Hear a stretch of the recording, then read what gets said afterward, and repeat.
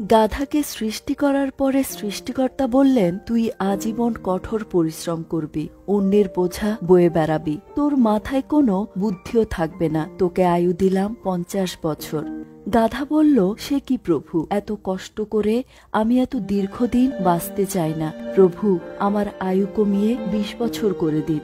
সৃষ্টিকর্তা বললেন, যা, তাই দিলাম। কুকুরকে বললেন, তুই হবি মানুষের সবচেয়ে বিশ্বস্ত বন্ধু, কিন্তু মানুষের উচ্ছিষ্ট খেয়ে বেঁচে থাকবি, তোর আয়ু হবে 30 বছর। শুনে কুকুর বলল, দয়া করে ওটা 15 বছর করান প্রভু, এতদিন বাঁচতে চাই না। এইবারও রাজি হয়ে গেলেন। এরপর উনি বানরকে বললেন, হে বানর, তোর একমাত্র কাজ হবে লাফিয়ে লাফিয়ে এক গাছ থেকে আরেক গাছে যাওয়া আর তামাশা দেখিয়ে মানুষকে বিনোদন দেওয়া, তোর আয়ু দিলাম 20 বছর। সে আবেগে কেঁদে বলল, দিবেনি যখন 10 বছর দেন, আমি এত বড় জীবন দিয়ে কি করব?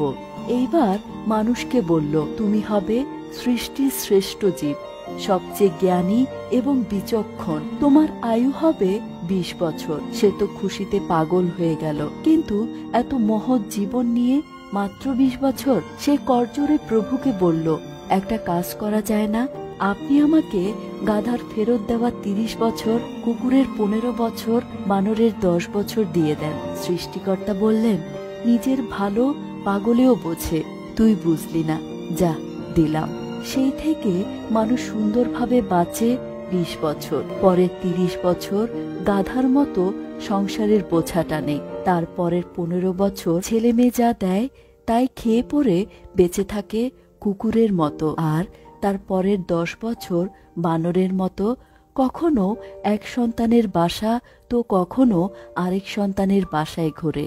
আর নাতি নাতনিদের বিনোদন দেওয়াই হয় তাদের প্রধান দায়িত্ব।